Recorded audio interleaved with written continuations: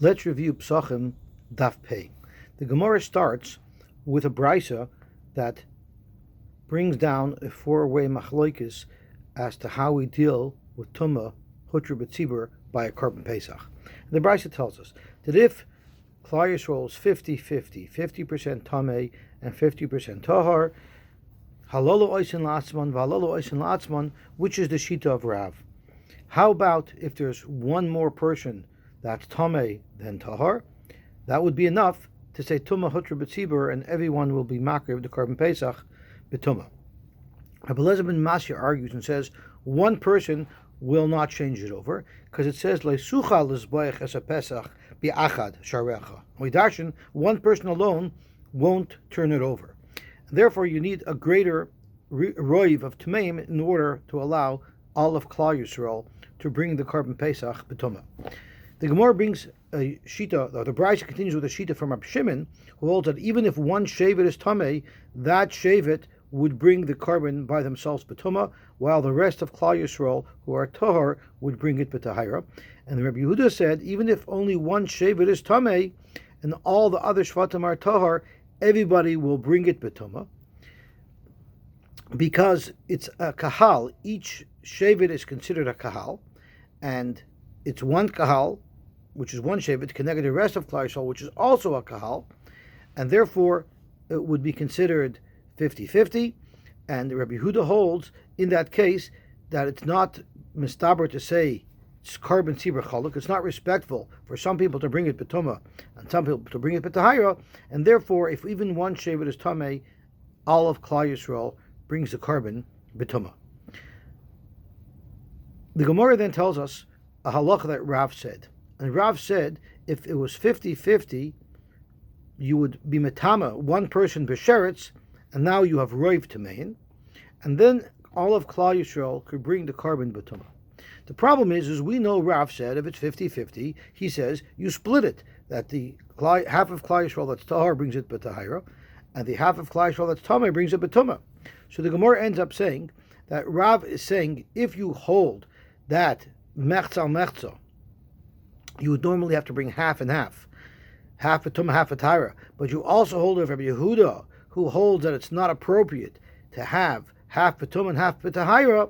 Then the only option would be to make one more person tameh, and this would allow all of Klal Yisrael to bring the korban together b'tumah.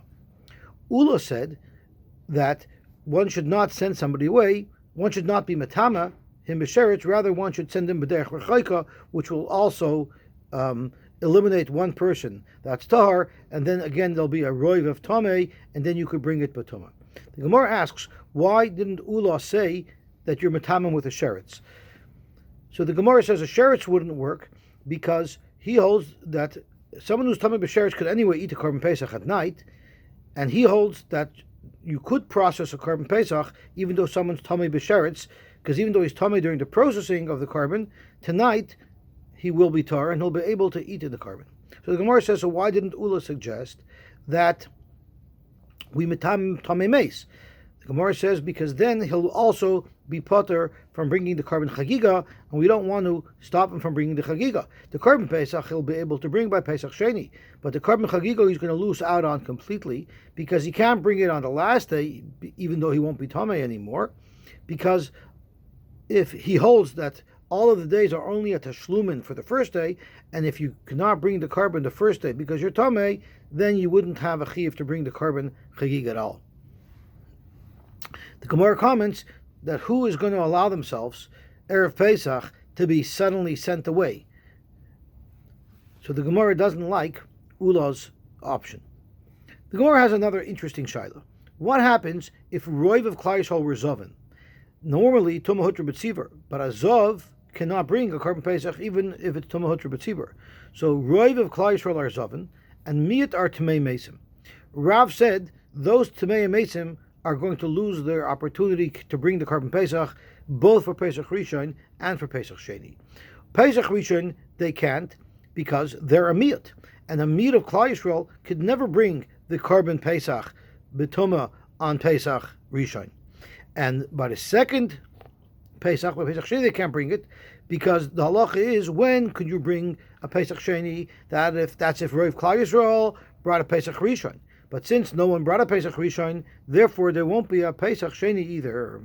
Shmuel didn't like that, because Shmuel said, how are you going to be mekayim the pasuk of V'yasu b'nei Yisrael as a Pesach b'mayadoi? There's a mitzvah to bring the Korban Pesach, and you're saying there's no Korban Pesach at all? To which Rav responded, in fact, if everybody was Zovin, there wouldn't be a Korban Pesach. So you see, even though there's a mitzvah to bring the Korban Pesach every year, that's Hechid Efsher. But Hechid Lo Efsher, there would not be a Korban Pesach. The Gemara then discusses a different combination. What would happen if Roiv of the Klal Yisrael was Tamei Mesim, and only a meat were Zovin?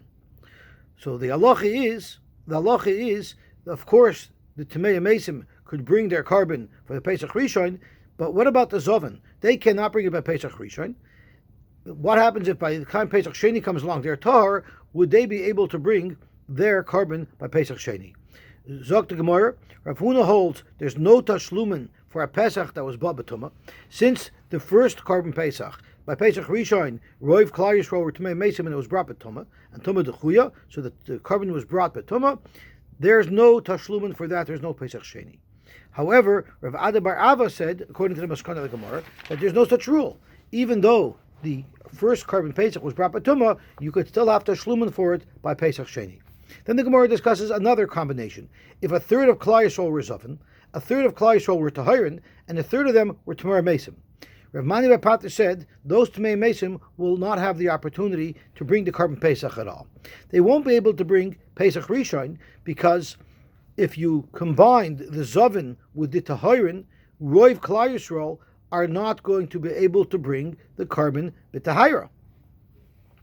Therefore, the Tamei Mesim are going to be a miut, and a miut never could bring Pesach Rishon. Now, come Pesach Sheni, where the Zovin are already Tahar, now you have the Zovin and the Tamei Mesim that are Tahar, so you have Roiv of Klal Yisrael who wants to bring Pesach Sheni.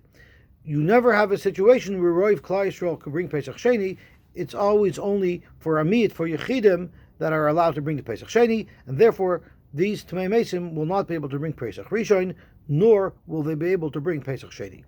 Then the Mishnah discusses a Korban Pesach whose dam was spritzed when they were Tamei, but you didn't know that the Korban Pesach was Tamei, or that the dam was Tamei. You didn't know that it was Tamei until after it was spritzed.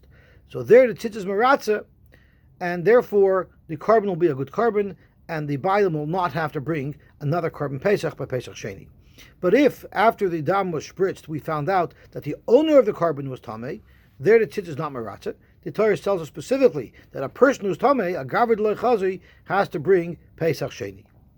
The Gemara says the same thing would apply to a Nazir as well. A Nazir has not completed his Naziris, may not drink wine, may not be Metama until his Karbanos are brought.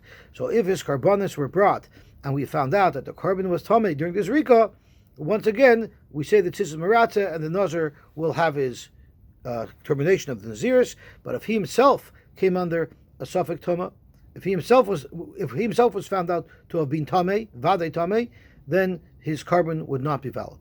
However, a Safek Tuma, a Tumas Atahaim, even if it's a Tumas Aguf, there's a halacha l'Moshe Messinai that it sits is Maratza. So the Gemara is Medaik. Our Mishnah says that if you made Zrika Saddam on this Korban Pesach, and only afterwards you found out that the dam or the basar became Tamei, the tzitz is Maratza. So it's logical to be Medaik from there, that if you knew that the dam was already Tamei before the Zrika, then the tzitz would not be Maratza.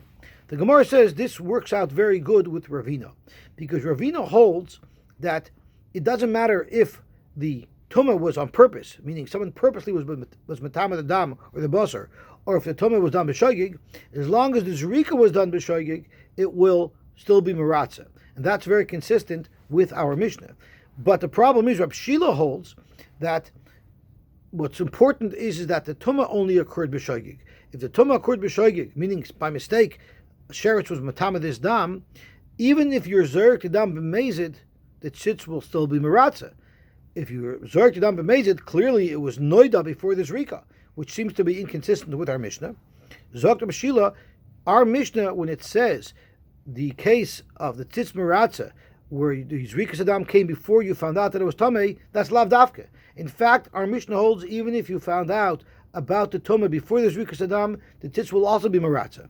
So why did the Mishnah chap on a case where we didn't find out about the Tumah until after the Zrika? That's to show you the Chiddush of the Seifa, that if it's a Shayla of Tumas Aguf, even if you didn't know that you were Tameh until after the Zrika, there the tzitz will still not be meratza. Rabbi Bar Chama has an interesting shayla. We have a halacha that the tumas atayim, a safek tumah, the tzitz will still be meratza. Meaning, if we found out that the bailam was only subjected to a safek tumah, after the zrika we found out that the bailam was in the matzav of safek tumah, the tzitz is meratza. What if the kohen that was doing the avodah on the carbon, what if we found out that he was a safek tumah? We found that after the Zrika that he was a Safek Tumah. Would the tzitz be meratza? Is this rule that Safek Tumah, the tzitz is meratza, does it apply to the bailim or does it apply to the carbon, and therefore the kohen as well would be included in this exemption? The Gemara wanted to bring a raya from a brisa that Reb Chia quoted that said that this exemption of Tumas Atayim only applies to Tumas Meis, but not to any other Tumah. So let's see, what other Tumah might this brisa be referring to? Let's say it's referring to Tumas Sheretz. So let's think about it. Tumas Sheretz. The bailim became tummy with Tumas Sheretz. If we're talking about the Nazir, Tumas Sheretz has no impact on the Nazir. The only tumah that has an impact on the Nazir is Tumas Meis. So it must be referring to the bailim bringing a Korban Pesach, and he became Safek Tumas Sheretz on Erev Pesach. Well, if you hold that Sheichtin v'Zoykrin al Tumas Sheretz, so a person who's a Vade Tumas Sheretz, you could conclude him in a carbon, because tonight he'll be tar anyway, and he'll be able to eat from the Korban Pesach. So then, if it's a Safek Tumas Sheretz, surely it shouldn't have an impact. So once again, that the brisa cannot be excluding a Safek Tumas Sheretz that the bailam had. So what else could it be referring to?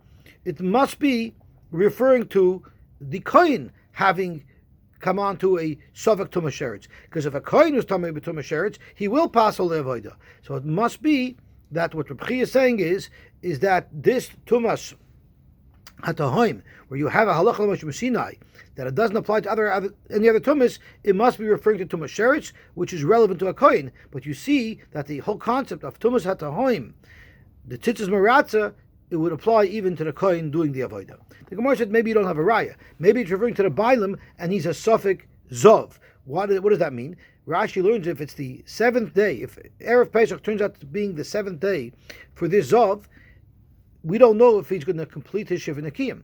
He might complete his Shiva Nekiyim, but he might not. So since he's a Safek, the Zrika of the carbon wouldn't be good for him, and the tzitz would not be Meratza.